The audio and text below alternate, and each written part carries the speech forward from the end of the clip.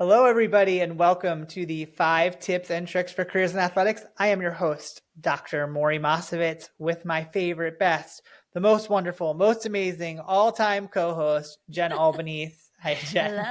Hi, Maury. How are you today? Doing very well, very well. Very excited to connect with a guy today that I had the pleasure of working with me for a couple Yes. years, and super Yes. cool. Going to be a And great conversation for sure. Our, first MLB connection, baseball. We were I know, thinking and about I that. have a little love for baseball. I used to work at our minor league stadium here in Syracuse, so Yep. that's where I started, and I love baseball. It's where, Back you when they know, were a Blue Jays affiliate, right? yeah, so it was the Syracuse Chiefs at the time. So it was the Right. Blue Jays. And then they actually were a minor A league national. affiliate for the Nationals. Yeah. For our guest today, that's where he works. So a little connection there. But yeah, it's when you work in baseball, I feel like you do everything. Like I said, Yeah. you get to do everything, and especially in minor league baseball. But I love going to baseball games too. Like that's always such a summer thing for me and my family. Like growing up, that's what we always used to do. Like you did that, Yeah. right? When you were a kid.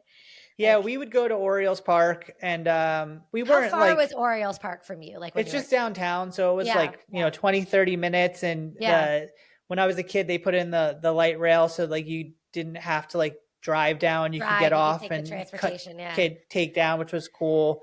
And it's just that, to me, that's the nicest. I mean, I've been to a lot of ballparks. Like that's just the nicest ballpark I've ever been to. I just still really enjoy going to that park. There's just something about it. It was like kind of built when I was a kid, but it Yeah. always felt like it had a lot of history and was like Oh, older to it. So yeah. I mean, obviously, I grew up, Yankee Stadium, and we went to the old Yankee Stadium when I was a kid, and we used to watch like Don Mattingly and Paul yeah, O'Neill and those guys. And like, I remember taking my grandma, and she was like, had been a Yankee fan her whole life and never went to, yeah, went to a Yankees game. Obviously, Nani, I'm talking about Nani, yes. and we took her, and like, it was the coolest thing. She got to see a home run, and like, it was just the coolest thing. But so I've been to old Yankee Stadium, then obviously new Yankee Stadium Well, is you like pretty know every incredible. part of New Yankee Stadium. I feel like Well, I feel like there's very few parts of New Yankee Stadium that you that I haven't been haven't in. been into. Yeah, yeah. So we actually played a football game there, last year now at this Yeah. time. I think about it, I get a little PTSD. It was a little crazy to do it, but I got the opportunity to actually like call the game and be up in like the box where they Yeah. call Yankees games and work with the Yankee staff, which was really cool. We got to go down in like the Yankees locker room and see like where the manager's office was and like all the history. I mean, obviously being a Yankee fan, that was so, so cool.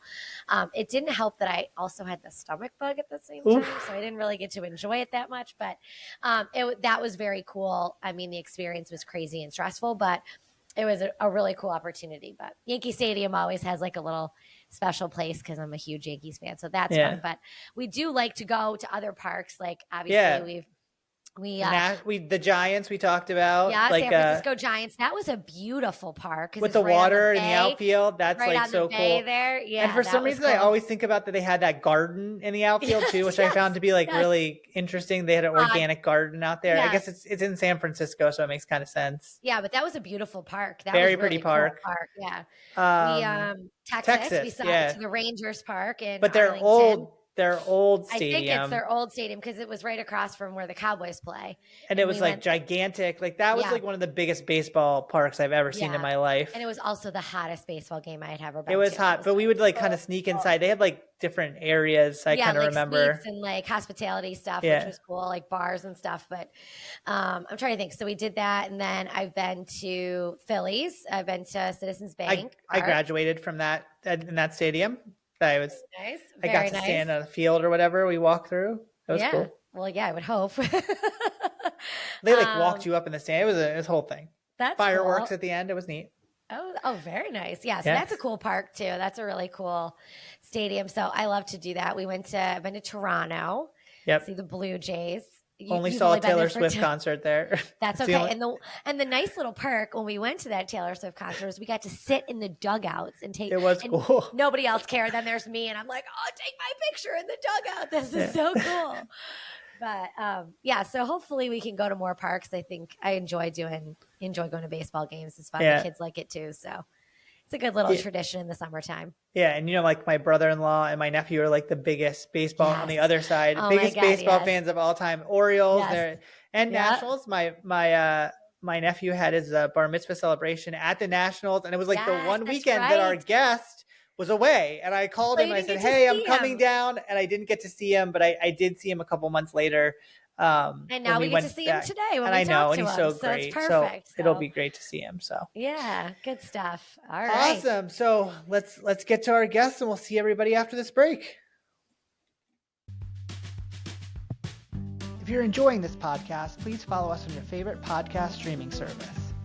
The 5 Tips and Tricks podcast is a part of Athletic Career Consulting, a group focused on educating and guiding high school and college students looking towards careers in athletics. To find out more, go to our website at www.athcareer.com. That's ATHCAREER.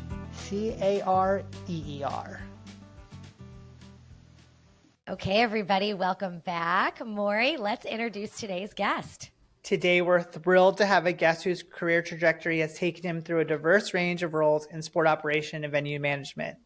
He began his journey in sports with Syracuse University Athletic program, starting as a men's basketball intern. He then transitioned to the role of facilities and event operation assistant in 2019, where he gained extensive experience in game administration for a range of sports, facilities maintenance, and event planning. In 2022, he took on the role of game operations and event intern. Here he played a crucial role in event setup and breakdown, overseeing credential systems during the COVID-19 pandemic. Following this, he moved to Allegiant Stadium in Las Vegas as a conversion technician.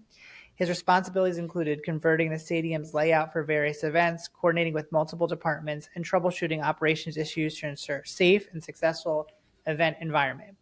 In October 2021, he joined the Washington Nationals as a coordinator in security before being promoted to coordinator of security and venue systems in September 2023. In his role, he oversees security operations and venue systems, ensuring a secure and effective environment for all events. Please join me in welcoming Drew Hurley to the podcast. Welcome, Drew. Hi, Drew. Ben, Maury, thanks for having me. Really excited to be here. I love the fact like 2 of those jobs were interning with me, so it's a very. I was like, yep, I remember when he did that. I remember when he did the credential system. I'm like, remember. I mean, it probably worked out because all the COVID stuff that we prepped for probably ended up being kind of somewhat helpful in what you do now.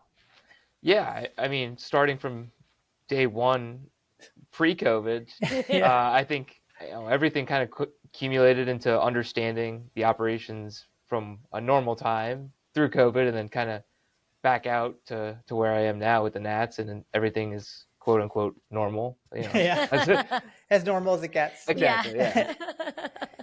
And working in MLB, I mean, that's got to be a really cool experience and something different. I think you're the first guest that works in Major League Baseball, actually. Yeah, I think so. Yeah. I've always, obviously working in sports, you're a fan of everything, but baseball has always been something I've gravitated towards. And honestly, I think I realized I was interested in working in baseball partly because of working in college athletics and having that event every day, every other day, where, my time at Allegiant and working in the NFL, and there's obviously a lot of big events there. The cadence is a little different in, event to event. And that's something I really enjoy about baseball. I mean, as we're recording, we're still in the season, and it's maybe not as fun on game 10 of 10, in a row. But I enjoyed that we get to, put our product, not necessarily on the field, but like our team's work goes into effect every single day. That's great. Yeah. I get to see you on some YouTube videos every once in a while. People share stuff where you out in that stadium, and I got to see you recently, which was really cool. So, well, why don't we get into your tips? Why don't you start with your first one? Yeah. So my first tip is, especially starting out in the college years, is this might go against what some other people have said, but finding something outside of sports that still can lead you to, where you want to end up career-wise. Yeah. One thing I did at Syracuse is, and Maury knows this, like I worked very hard for Syracuse University Ambulance as an EMT for 5 years. Yeah. Because completely out of right field, baseball joke not intended, when I started on campus as a freshman 1 week in. But ultimately, that kind of married up great with operations as a whole. I now in my role, I interface daily with different public safety sectors, private public sectors. And I even worked here at Nationals Park for an ambulance company back in 2018 when I was still a college student. And on my first day here in my current role, I saw familiar faces that I thought I really would never see again. Yeah. Just based off of this complete hobby that I picked up. But now it has helped me tremendously professionally. It grew my leadership skills. Not everyone's going to go be an EMT, but I think it's super valuable to have that. That's something else that you may not think is going to benefit in the long run, but it did for me. I remember I was kicking myself a lot those summers being like, I need to be doing something in sports. I need to be doing something in sports. I wasn't. It ended up fine. I'm glad. I would not trade it, that experience for anything. Yeah. Well, the two things I remember is, one, I could always tell which car you had because you had your SUA sticker on the back. So if I was ever looking for Drew's car, I would trace him down. But then also, like, when we were working events and someone would get hurt, I'd be like, Drew, you're on it. Because actually, I think Drew and I even talked about his internship when he was being he was covering a dome event as a EMT. And he's like, hey, would you have any interest in me interning? Like, absolutely. It was a great, I was super psyched when he asked if he did, and he interviewed, and we got him in, and that was definitely, you're one of the best. You're definitely remembered around, so we appreciated you. Yeah, and you doubled as someone that could save someone's life. So I mean, that's an extra added bonus. And got us through COVID, so I'll always appreciate that. I think the cool thing, though, you kind of touched on it when you said you went back to Nationals Park and you saw people that you didn't think you would ever see again. Like, you never know when you're going to make those connections that can help you in your career down the line. So it's always good to be open-minded and be able to try anything, because you never know how that's going to fit into your career path. So I love that little tidbit. That's cool. Yeah. Awesome. Yeah. Well, great tip. Let's head into number 2. Yeah. My second one is kind of tied into leadership. I think one thing that I really developed working at Syracuse and throughout my time is, as a 20, 21-year-old working a men's soccer game or whatever it may be, being a leader to not only your peers, but people that are significantly older than you, and having some sort of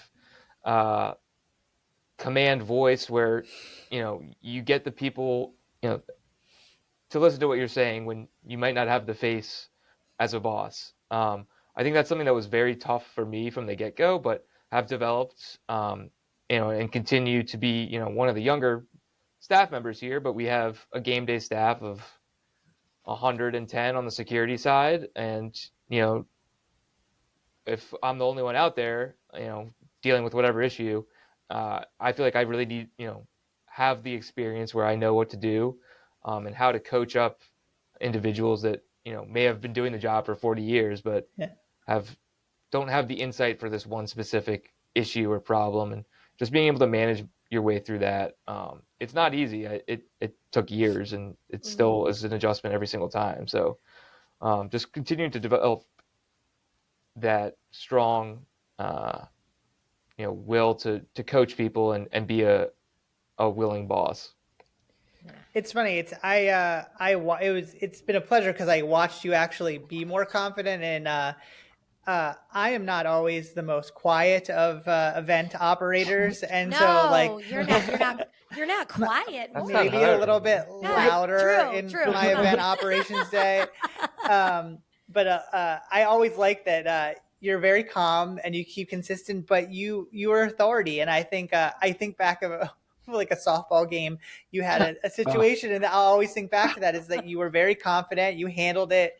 And like, you talked to me afterwards, and at that point I was like, he's got this down. He knows how to do this. Like, I trusted you. I knew how to do it before, but just, I think that was, to me, the turning point for you was like when I think you realized to yourself, like, I have this under control. This is my thing to run. And I was always really proud of you for that, to like go and say, hey, I can do that. And I think the other thing that I think about is like there's different ways to do it, and it's about being a leader and presenting yourself that way, whether you're kind of doing it kind of in a more quiet tone or whether if you're just really engaging with people, it's to just kind of really think about the people around you, and you've always been really good at that.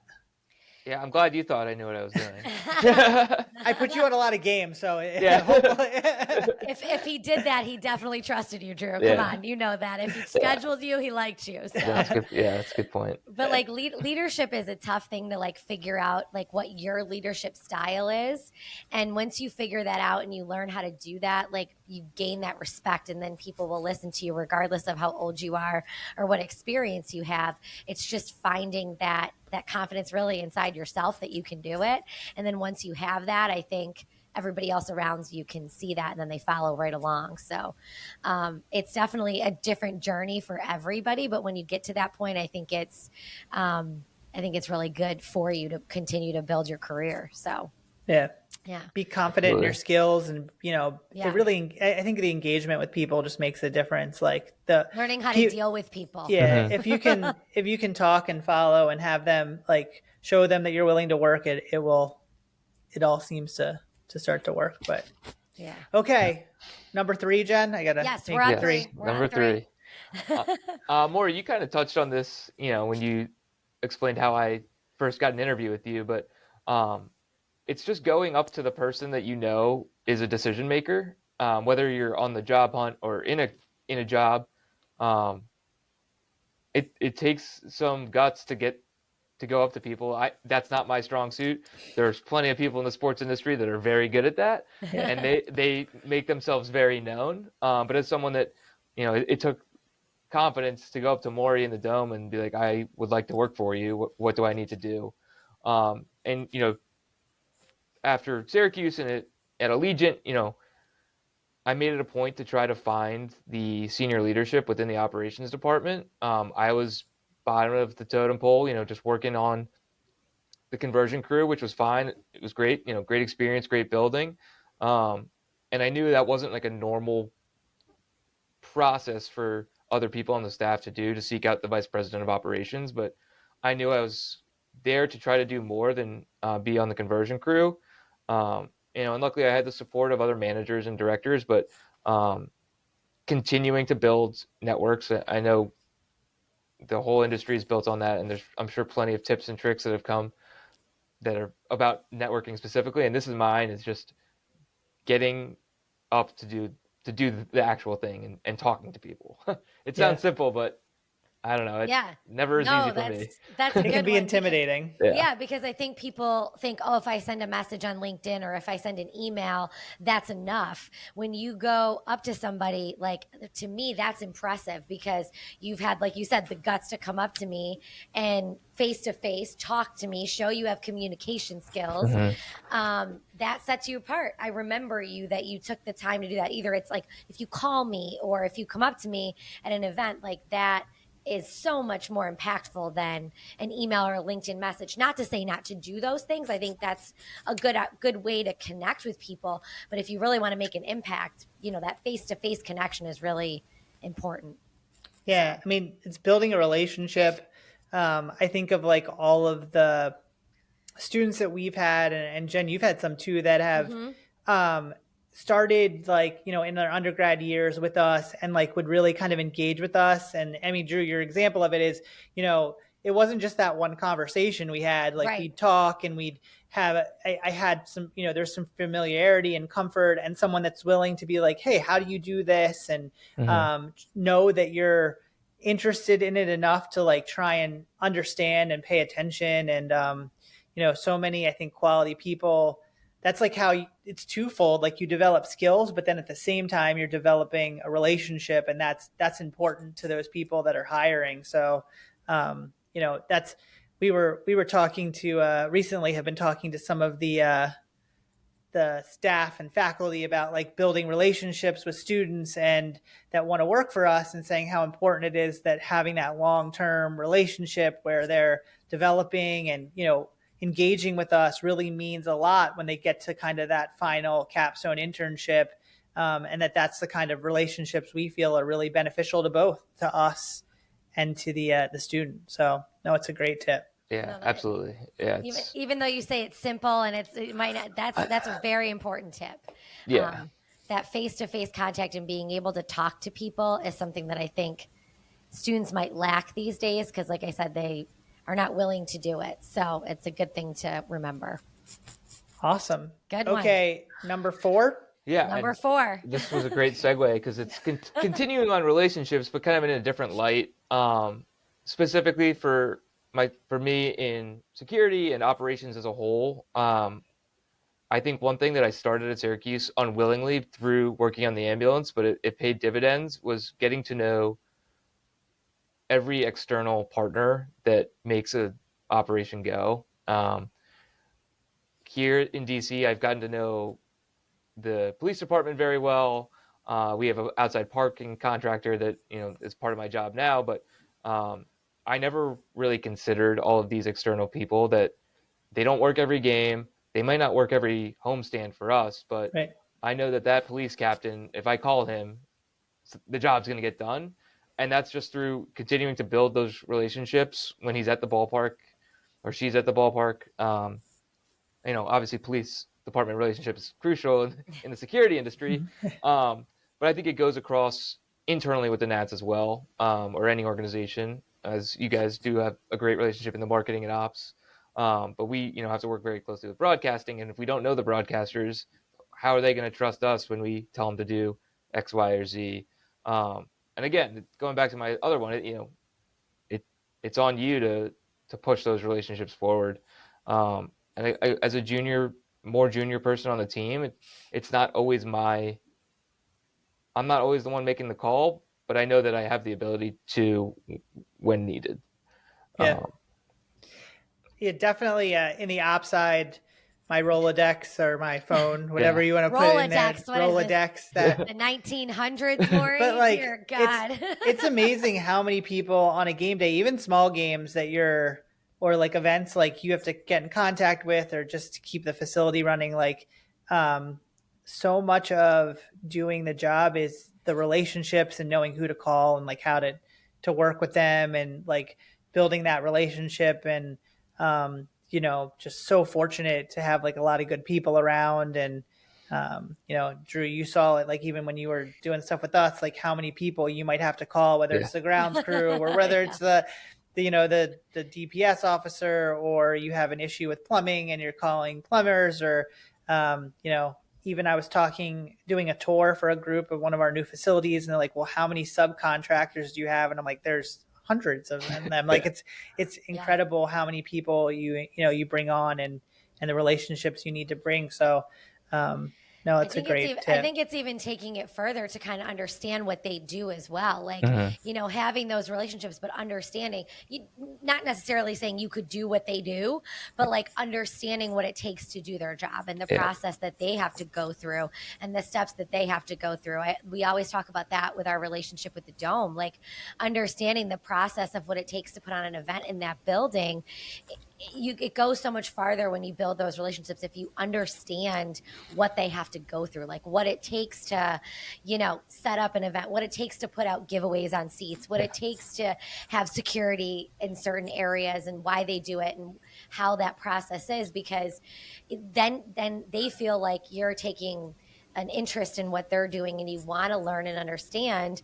That way you can help do the job better, and then you guys can collaborate better. So the relationships are so important, but it's also understanding what those people do.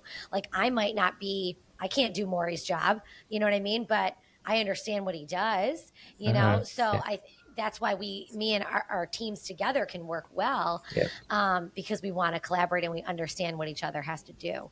So that is really important. It all comes down to relationships. Everything that we're kind of coming back to is relationships, and it's important. It's very important. Has it been strange to see like the ambulance crews that you were working for, like now you're coming back and help you at the stadium? Like I can only imagine like you built those relationships over time, and now you're seeing those guys in a different role, or girls in a whole different role. Yeah, no, it definitely is. It's weird. I haven't worked on the ambulance in like 4 years now. But it's still weird taking the step back. But like Jen, you were saying, like I understand how they do their jobs. Right. I can speak the lingo. Mm-hmm. Part of my job is reading the reports of every incident for every game, and I Yeah. know if a medical ticket is lacking information, I can turn to the guy that I've known for 4 years, 5 years, and be like, we both know that this needs some work. Yeah. But yeah, I remember one day sitting, I think it was during COVID, at the scorer's table with Maury during a women's lacrosse game, and I think it was like the 1 second of maybe 30 seconds of silence that we had, and I was like, how many phone calls have you made today? And you just dropped your head and you're like, I can't even look through it. They don't all fit in my Yeah. Rolodex. Yeah. Yeah, it's Yeah. I go through too many cellular phones. I feel like the battery life is not sufficient enough. Yeah. I've gotten back to like having that secondary battery charger that's sometimes like hanging out of my pocket with the wire so that I can just keep my phone charged at this point. It's only gotten worse with construction, just to let you know. It's not gotten any better. That should be a tip. Have an external charger. It is. Especially on football game days. Yeah. Oh my Football God. game days and Football external game chargers are Football huge. game days for sure. Oh. Yeah. If Really you, any game day, really, if you think about it, any game I don't know. day. I can get through a basketball game probably without an external but charger. Drew, you definitely need one for 9 innings Oh, of baseball. I would be sure. like baseball. Yeah. Concerts for us is like, yeah. Oh, That's such a God. long. That's days at a time where you're not leaving. Yeah. I mean, I'm sure you can find a plug in that data, Maury. But you have to keep moving. So like your phone is stuck somewhere and your body is somewhere else. Yeah. And then it all depends on like, okay, like is this person someone I can get over the radio? Because if you can get them over the radio, then that's going to be your choice. Or do I have to have a 10-minute conversation with them on the phone? And a lot that phone can be a big deal. I've really enjoyed the external charging unit. Yeah. There you go. An extra tip added in here. That's a bonus tip. Yeah. Bonus tip. Yeah. Awesome. Okay, fifth and final, Jen. So the big question, what do you know now that you wish you knew then? So what do you know now at this point in your career that you wish you knew at the start of it? I think I wish I knew how big like of an impact that your respective teams make. And I'm not talking about the teams on the field or the court or the ice or whatever. Coming into my freshman year of college and Syracuse, I was always up in the stands. I didn't work in operations. I didn't really expand my resume too much. And it wasn't until working games at the Dome, Las Vegas, here, that I really understood that this is such a big undertaking that you have a direct impact on. I know plenty of people have say like you'll miss, other sporting events, other events in general, but being there, being a part of the crowd is something that, has motivated me to continue to work in sports. And by being a part of the crowd, I mean working the game. Yeah. But I just I think the energy of sports and being a part of this product, even though, like I said, no impact on what actually happens on the playing surface. It's really motivated me since working for Syracuse Athletics and has continued every day since then. And I think it kind of goes back to my point of I like working in baseball because I get to see that 81 times a year, plus concerts, plus whatever else we're doing. It's not really a networking tip or any professional tip, but it's just that's how I've found my motivation and continue to have it every day. Yeah, that's a good one. I feel like every once in a while I'll walk out of the tunnel and look up and like it's kind of like a surreal thing of like this is kind of such a big I get what you're saying, like it's kind of like a more than yourself type of thing, like that you get so much more out of it because you think of all the people that are involved with it and like the whole kind of end result, and then this whole just the competition of it and being able to support. There's just something that's different about being involved, and it's not like being on the sidelines and being a fan because that's such a different thing because you don't really get to do that. No. But being a part of what is like kind of a special moment for people and for like whether that's the athletes or whether that's the fans, like there is something really kind of different about it. Yeah, I always say like whenever an intern asks me like what's my favorite part of the job, I always like to say like we're responsible for 30,000, 40,000 people sitting in one place at one time. And they all are not thinking about anything else but that game. Like we are helping them forget about whatever problem they have, whatever bill they have, whatever thing is stressing them out. We're all focused on one thing at one time. And I'm a small piece of that. And I help someone smile today. And I think that people forget about that in a world that sometimes is a lot of like stress and not a lot of happiness. Like, we make people happy. Now we can also make people mad if our team doesn't win. Yes. I can't control that, but I help someone enjoy, a couple of hours away from their problems and whatever else they have going on. So, that to me is really cool. Knowing that you make that kind of an impact on somebody. I don't think people realize that right off the bat. So that's a really good one. Yeah. Even for the athletes, I feel like that's the other part too. Like, you've now kind of allowed for these like amazing moments of people to like just show like incredible things that they can do. And, going back to working lacrosse back in the day and just like being able to help be a part of that and, see people like perform at their best and like help that be possible is like kind of a really neat thing. Cause where do you get to see like such elite like ability? It's like something I can't do. So. Yeah. Nothing I can do. That's why we work in it, because we can't play it. And I was only in Vegas for a few months, but obviously they held the Super Bowl this past year, and they showed the time lapse on the broadcast of their major conversion, and I just was like, I did that, obviously not for the Super Bowl. I was like, but I know what they're doing, and I know it's a long 18 hours, and no one else is like, wow, it's a snap of the fingers and it's done. And in the back of my head, I'm like, the Super Bowl wouldn't have been happening without these guys. Like, it's a cool, like, understanding, even though I wasn't there, but I did it at some point, Yeah, you can relate to it. Exactly. Yeah, you can't go to any other, like, place to watch a game or anything without, like, knowing what's happening. Yeah. Like, if you go to a different venue, you're like, oh, look at that over there. You can't be a fan. You just can't. Like Maury said, you can't just be a fan. It's a little bit of the downside of it, because you're like looking at like, well, why did they put their security person there? Or why is that ticket taker doing it that way? Or, how many people do you think they have doing marketing in that area over there? It's just it's look at that billboard. I like the colors they use. That's a great slogan. We even do that, like if we're on family vacation, we were, Maury's like, look at that, how they have that set up. I'm like, we gotta stop. We gotta stop. We can't keep doing this. Yeah. When Maury came to the ballpark earlier this year, I was like, I hope he got in okay and everything was easy. Yeah. He had no issues. I would have called you and be like, they won't let me in. I need to get in now. Yeah. Exactly. Oh, I feel very confident I'll get in when I get to Nationals Park. That was not what I was worried about. He knows a guy. He knows a guy. I feel comfortable. Good. Well, everyone thinks I'm so cool. Like, oh, Drew's coming down to meet me. We're talking. My family was very impressed. I was like, yep, he's a bigwig there.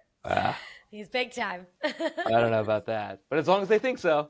No, we appreciated seeing you. And the kids, Drew got gifts for the kids. They still have them. They love it. So thank you. Oh, there you no go. problem. Nice. Oh, good stuff. Well, Drew, it's so good to see you. So glad that you're doing so great, and definitely we'll keep keeping track of your career. We know you're going to keep doing big things. And yes, thank you for being here. These were all great tips. So thank you so much. Thank you guys. It was a blast doing this. It was a blast working with and for both of you guys. Awesome. It was, a great time today, and looking forward to what you guys are doing down the line. Awesome. Thank you very much. Yes. Okay, well, thanks everyone for listening today. Jen, shout out to all of our socials. Yep. So make sure you're liking and following us on all your social platforms. So we're on Instagram and X and Facebook and LinkedIn, all at Ath Career Pod. So yeah, keep in touch with us there. And this has been great. So thanks so much, everybody, for listening. Bye. All right. Bye, guys. If you like the 5 Tips and Tricks podcast, make sure to subscribe on your favorite podcast platform. You can rate and review us, including questions that may be answered on future episodes. The 5 Tips and Tricks podcast for careers in athletics is part of Athletic Career Consulting. Check us out at www.athcarc